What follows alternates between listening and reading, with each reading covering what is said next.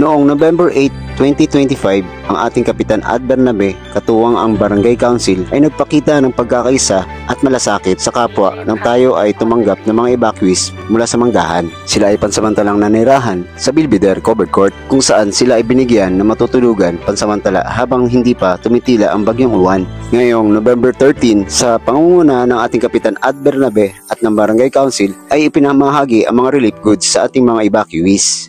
Mula sa DSWD, hatid ng lokal na pamahalaan, Mayor Edwin Olivares, at karagdagan pa rito ay mayroon din karagdagang grocery items at bigas mula kay Kapitan Ad Bernabe and Council. Ang mga relief goods ay malaking tulong sa ating mga evacuees. Ito ay nagbigay sa kanila ng pagkakataon na makapaghanda ng masustansyang pagkain para sa kanilang pamilya. Bukod pa rito, ang mga relief goods ay nagbigay sa kanila ng pag-asa na hindi sila nag-iisa sa kanilang mga pagsubok dahil patuloy ang pagtugon sa pangangailangan ng ating komunidad, lalo na sa ating mga evacuees sa pangunguna ni Kap Ad Bernabe at ng buong council. Dahil sa pagtutulungan at pagdadamayan na ipinakita ng ating barangay ay tunay na kahanga-hanga.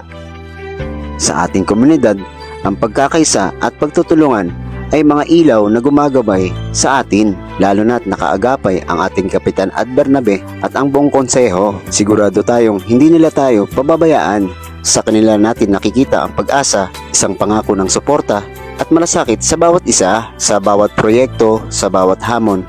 Ang kanilang presensya ay nagbibigay lakas. Sila ang nagpapakita na sa pamamagitan ng pagtutulungan, walang imposible.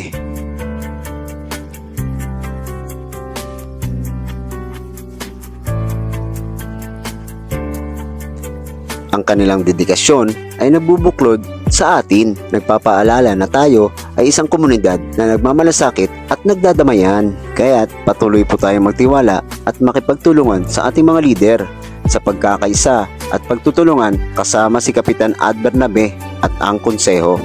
Ang pag-asa ay laging mananaig sa ating komunidad. Sila ang simbolo ng ating lakas at pagkakaisa na nagbibigay inspirasyon sa bawat isa na harapin ang anumang hamon. Sa bawat proyekto at programa, ang kanilang dedikasyon ay nagpapakita ng tunay na pagmamalasakit sa ating komunidad. Sa kanilang pamumuno, ang pag-asa ay hindi lamang isang pangarap, kundi isang realidad na ating tinatamasa. Kaya't patuloy tayong magtiwala at sumuporta sa ating Kapitan Ad Bernabe at sa konseho. Dahil sa kanilang gabay, ang pag-asa ay laging mananatili at ang ating komunidad ay patuloy na uunlad at magtatagumpay.